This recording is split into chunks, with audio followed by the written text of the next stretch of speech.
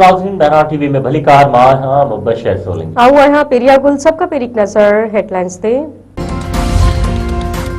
मुल्क के मुख्तलिफ इलाकन में अज का अगारे ताईं बरसात और बर्फबारी जो इम्कान ओलह जूं हवाऊं अज का मुल्क में दाखिल थींदियूं।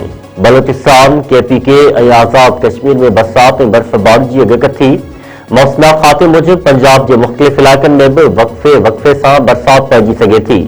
बलोचिस्तान में रत जमाईंदड़ थध कलाक में -8 डिग्री सेंटीग्रेड रिकॉर्ड।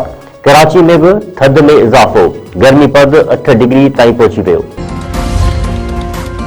वफाकी हुकूमत चयो आहे त वादी तीरा खाली करण जो हुकुम नाहे ॾिनो वियो। उहे दावाऊं बदनियतीअ ते ॿधल आहिनि, जिन जो मक़सद ख़ौफ़ ऐं हिरास पखेड़ण आहे। इतलात वारी वज़ारत पंहिंजे बयान में चयो आहे त सिर्फ़ दहशतगर्दनि ख़िलाफ़ ऑपरेशन थी रहिया आहिनि। आबादी जो लॾ प्लान ज़रूरी न आहे, घर खाली करण जो हुकुम नाहे ॾिनो।